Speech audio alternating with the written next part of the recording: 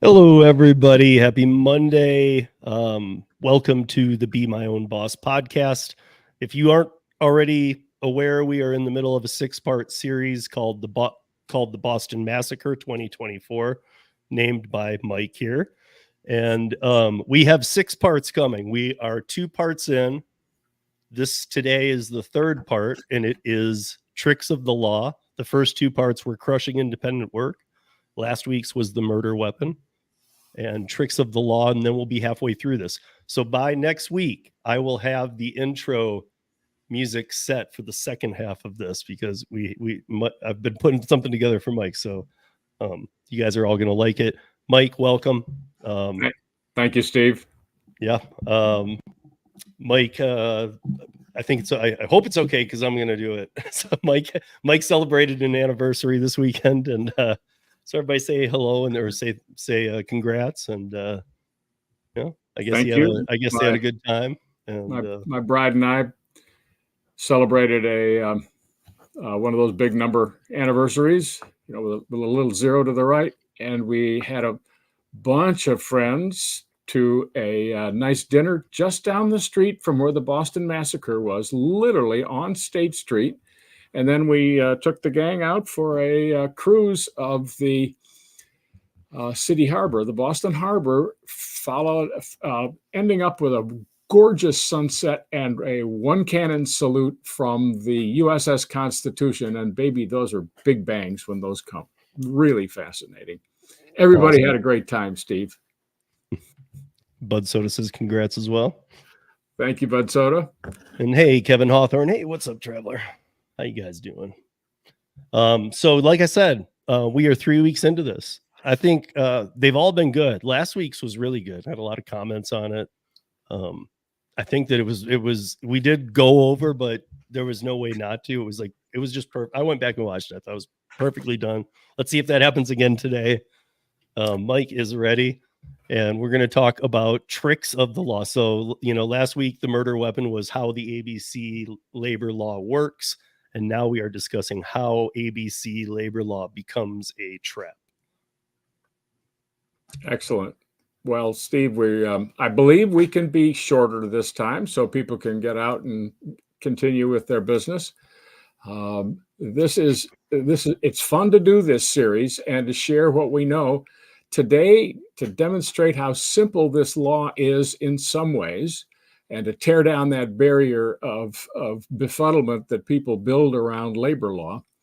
I'm going to talk about the ABC test and the tricks that are inside it.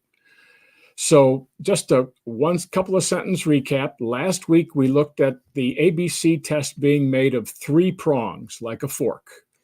And those 3 prongs contained actually 9 tests in the law. Here's the first trip up, is the 3 equals 9, according to labor law, plus the word "and" used twice as a conjunction. So they're really 11, but it's just additive. So I'll leave them off easily. Let them off easy with 9 tests.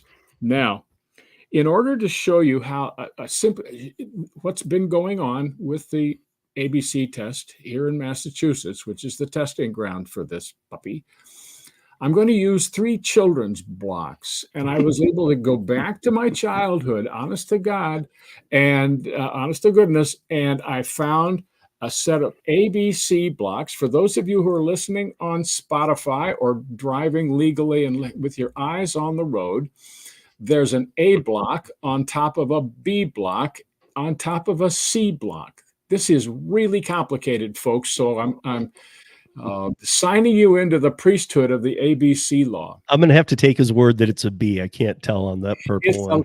I see it. Okay, folks on the radio, it's been verified. It's been worn by 1,000 hands, I think.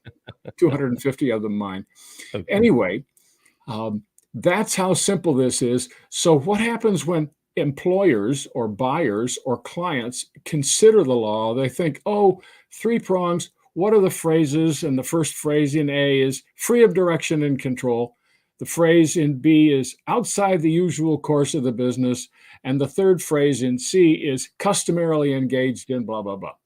everybody, the buyers all say, "Oh heck, I pass all those." And that's the last they look at it until they get a letter from the Attorney General's office asking a bunch of scary questions, and could you kindly submit a form and validate all that stuff. So then they panic.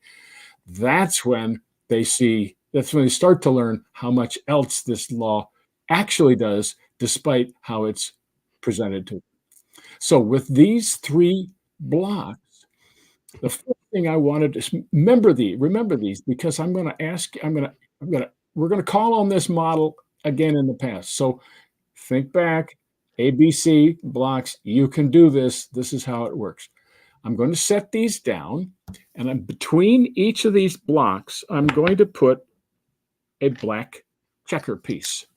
This is Star Wars. These are actual checkers used in an actual checker game. This is how the law is built, right? They stuck in little checkers, but they're 3-letter words, and we can all master them. So now I'm going to hold up a stack of 3 blocks held together by 2 black checkers, and those are the ands. You can put it's like a triple inverted Oreo to the radio listeners. Yes, right. Thank you, Steve. Time out for laughter. Okay. I'm glad to see you're listening. Each of those 2 black checker pieces is the word and everyone misses them because they're just sort of put at the end. So, instead of a period, they go and those are crucial. Those have a history. That's where much of the action is. Now, this condition of the A plus B plus C tests, all 9 of them, is accomplished by these little conjunctions, the little checker chips. And I'm going to let you put this stack of ABC blocks in your head. Okay, now next to it, we're going to build another set of 3 just like it, but at the bottom, between the B and the C, we're going to put a red checker, and that checker will mean or. Okay, I'm going to set these down. I'm going to replace 1 checker. For those of you who are listening on Spotify, you can imagine me putting these on a desk in front of me, and then I press them gently together so that, they're squiggling out. Okay, you can imagine my frustration. I'm sure. Okay, here we go.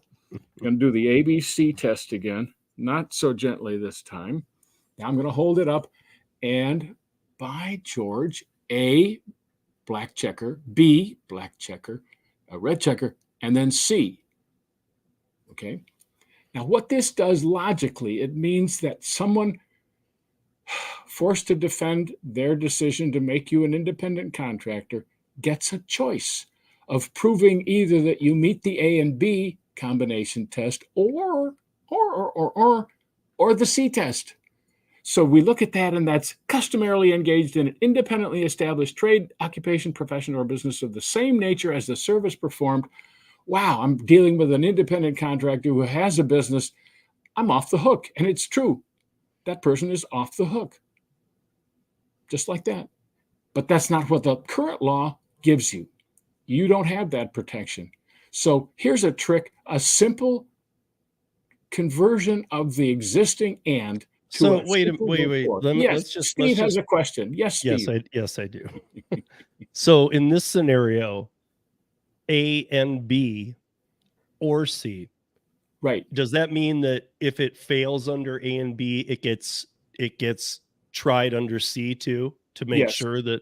So it's not like at the will of. This is the way you're talking about it here. It is a factual thing that it's A and B. Because the logic of the intro is any worker is a W-2 employee unless their work passes 3 tests, etc., A and B, or C. Mm-hmm. But you only have to have 1 pass now. Now we've gone from 9 passes down to 1 by adding an or. Really helpful. Okay, so now we're 2/3 of the way through. So think of now we have 2 columns of 3 blocks and 2 checkers in your head. You can close your eyes and you can imagine it. Got one little stack, two little stacks. Now a third little stack is the same ABC blocks, but let's do something different. In the B test, in the middle, leaving the black checker and the red checker, in the middle, we're going to add the phrase after the word employer. We're going to say, or is performed outside of all places of business of the enterprise, meaning of the buyer.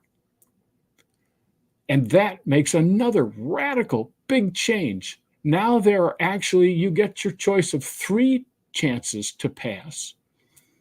You get A plus B outside the usual course of business. A and B. A or and C. B, but and B meaning outside the usual course of business of the employer, or A and outside of the places of the business of the enterprise. Those are 2 choices now to actually pass, not to fail.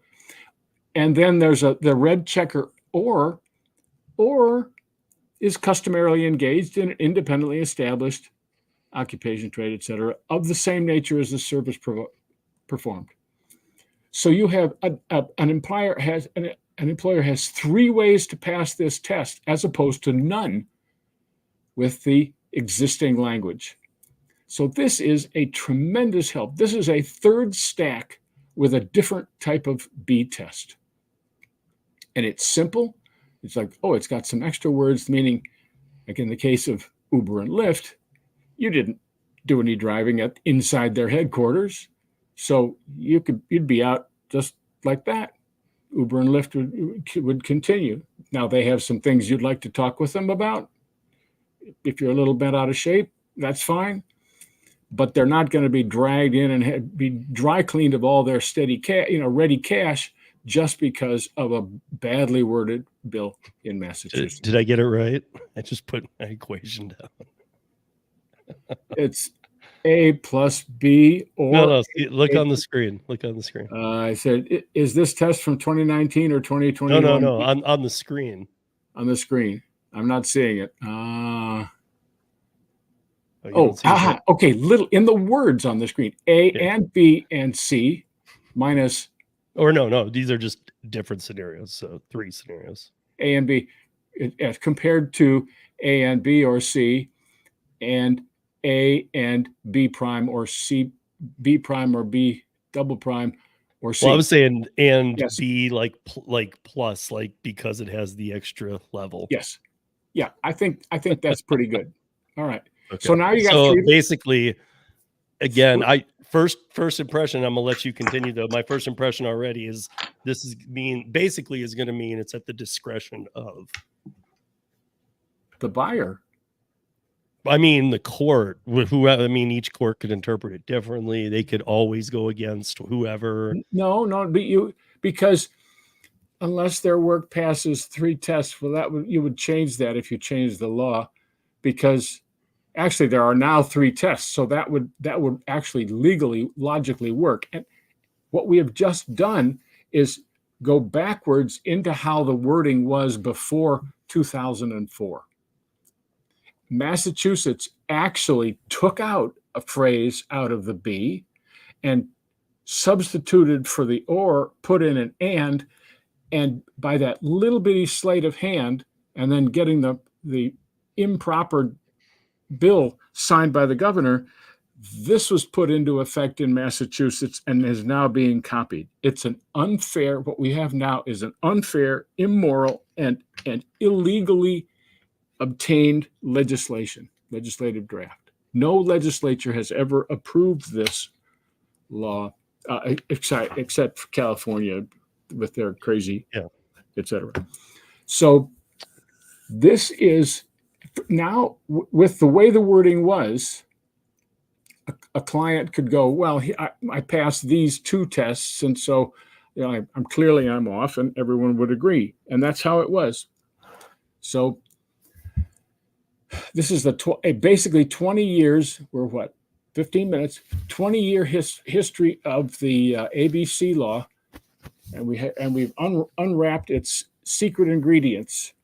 And that's a trick. They played a trick to get it passed. They played a trick to draft the legislation, and now they have a law so strong that even the strongest, financially strongest and most tenacious companies cannot beat it. And so the unions are saying, hurrah, and the joint venture is thrilled because now they can crush all those little guys and get them out of the workforce. Okay. So here's a question. So Yeah. because the ABC law has been in most of these states for what? Is it safe to say 50 plus years? Most states have not had not I mean, had but it's buried law. in the language. If from Karen and Kim, I understand correctly, it's in many states and has been for a long time. Some states, yes. Okay, so here's my question, because I understand that the current administration is the most union oriented ever, but it's not the only one that's been union oriented. So Correct. Why is it that all of the states all of a sudden are going, hey, we got this. Do you got it in yours? Yeah, we got it in ours. Pull it out. Who's pulling it out? Well, I mean, it looks like California, like people liked what they saw in California. It's almost like, why, and like, let's do the ABC test. Like, what? The ABC test isn't helpful. Excuse me. The California legislature and basically all of California state government is owned by one party. So they can decide among themselves what to do, and they take it down to the committee. And that's what they did. And that's what they did. So this hasn't been passed by any body that fully represents the entirety of California's opinion span. In fact, I mean, for the small little bit it was, and a lot of these listeners resonate with this. Prop 22 actually had more voter approval than not. So, right, and they're trying to get rid of it. Yeah, I mean, the other guys are trying to get rid of it. Yeah, so I mean, to me, it's you even just said it's a very one-sided state, but they even went, no, we can understand why this is stupid, and if it really had represented everybody, AB5 would just be gone. But then now, like Colorado has it in our language, right? You have it in Massachusetts. Like, it's what took everybody so long to archaeological dig this out of whatever and go, hey, look, everybody, morons, come here, look what I found. The unions have been working steadily for years to get this into law, and they liked it in Massachusetts. They were surprised when the Attorney General overrode it. They didn't have an easy path around that. And back then, Massachusetts was not so uniquely one-sided as it is now. So they put it in their backpack and hitchhiked across country and dropped it in the California legislators' lap. And they told their favorite legislators, and you know who they are, he told them to back this law, and they ran it through, and they told their equally bought colleagues to pass it, and they all did. And then everyone was shocked when there was a huge uprising of resistance to it, and Prop 22 fell into that cauldron, and everybody, buyers and sellers alike, passed the revocation for this, one or two occupations. For all the interviews I did, even with both sides, with Vina Dubal, with Karen, with other people who are very involved with AB5, why, how much research was done into how many years or how much money of research was done by the current administration in California when they passed AB5? I'm told that Lorena Gonzalez talked with, which may be a phone call or maybe a paid visit to Massachusetts during pleasant weather, that this was fine. There wasn't any problem with California law, with Massachusetts law, that no problems had arisen, which is manifestly false and ignores completely the fact that we have what is basically a tent, porous tent thrown over the ABC test that protects most of the population from it, because it's called a 2008 interpretation. of this law. But the law is still on the books. And anytime the Attorney General wants to dig it out and claim a major event has occurred, in this case, it's the gig economy, everybody here, then Well, they the will people I named go to court. But the people I named, I mean, they're aware of AB5, and I'm actually talking about it from those names I named are not people affiliated as much to the Prop 22 side as the AB5 side. Right.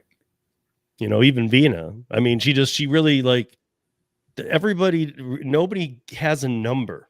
Like nobody can say we spent this much over 9 months when we did very deep reviews on this. Like, I feel like it was more like, hey man, remember our agreement, California administration, just remember, so you don't need any valid info, right? You'll just sign this. Right. It was never intended to be marked up. Marking up is what the legislature does when they want to fiddle with it. It's just they run straight through, like too many grapes through a digestive tract. You know, that's how these things, they put them in one end, it comes out the other end. And yeah, I guess I just found it, you know, it was one of, I mean, I'm sure it's happened so many times in my lifetime, but it was one of those things where I was kind of paying attention to it. I watched how quickly it happened and with how few people it took to make that happen. It really only took 3 people on a weekend. It's been the same in all the states that have gone on this blue state rollout, you know, embarked on this. They slap bills together. Some are ABC tests. Some are much worse. Rhode Island's is worse. They make it a felony so they can go across state lines and haul buyers in from other states and force them to work under, you know, Rhode Island law. I mean, it's just, this is an ugly plan that they have, and they're succeeding at it because independent contractors don't feel like standing up and saying, "Hey, I like this." You know, I mean, I like my freedom. You're taking away my freedom. That's a taking. It's unconstitutional. Mm-hmm. So, but yeah, I mean, I guess, I mean, to me, it's like there should be studies done. I think we all can agree on that. But not only that, the model sucks. Like if you were to take me on a Willy Wonka tour of California, no pun intended, California, but just deal with it for a minute because it's going to burn. No, but if you were to take me on a Willy Wonka tour of California, I don't understand how things yeah, I won't even go down the rabbit hole because I don't understand how things work there. I was very shocked to see that 3 people like kind of converged on a Saturday afternoon and it came out to be a law that is still being fought to this day for Prop 22 on that end, but being overlooked that it destroyed livelihoods and careers and even ended some professions. Not only damaged them, but ended them. Yes, court reporters are vanishing. You know, I mean, and there's also, I mean, Karen has pointed out a couple times. I'm going to just use this minute to say this. You know, like, I mean, like a perfect example is like she was explaining how like more rural county hospitals they have a person, an independent contractor they can call when somebody is raped, who is very well dealt in that and has been trained on so many emotional levels. But she said not any of the rural hospitals can afford to keep one on staff. Of course not. So therefore, you just deal with an attendee who maybe had no experience with it and is reading a book on how to do this. Or looking at it on YouTube. Yeah, exactly. I was just going to say, or on the internet. Yeah. So, I mean, my point being, you know, that's an intense, I mean, like all of the careers killed should be looked at because it's wrong and the whole thing's wrong. But my point is like, there's an example of something that, wow. I mean, to have killed people who are professionals to deal with that. And trained and ready and already very satisfactorily doing these jobs. Medicine is some of the most alarming things is that ABC tests prevent companies from responding to emergencies like we talked about last week. You know, peak capacity, even, you know, emergencies of all sorts. Business can't solve problems if you can't move the stuff around, the resources around to fix it, and you've got to serve your customer. So Yeah. we're one of the things underneath we're getting close to our limit, but what we're driving at is that, and we're going to talk about this next week, is this law is unfixable. So if people are driving around thinking, how would I fix Career theft ahead. Oops. That's career the theft? title of next ahead. That's the Career title of theft next one. ahead. This law cannot be fixed, because even if you did what and went back to 2004, they've still got the problem of free of direction and control. All the tests are still vague. They haven't, and you can't put metrics to them and have, get an entire legislature to agree to it. So we're going to move the plan, keep those 3 stacks of ABC in your mind, because we're going to discuss how we're going to go around that problem. I'm not going to solve it. It's designed to be unsolvable. Yeah. So you guys, since we were so over last time, before we get out of here, I'm real quickly just going to put up on the screen you guys' chat, because we enjoy you. Thank you, audio listeners, as well. Hey, Traveler. What's up, Bud Soda? Hey, Kevin. Thanks for joining us. Mike, congrats. Happy anniversary from Mr. Bud Soda. Thank you, Bud Soda. Ron in Massachusetts is here. How you doing, Ron? Carnifage in Vegas. Hey, delivering with Ellen. Hey, Ellen. She's in Vegas too. And she says, my dad made a video to stay independent contractor. Is there a link? Yeah, it's in the show notes. So or you can email it to me or whatever you want to do. But that's awesome. Is this test from 2019 or 2021 DOL standards?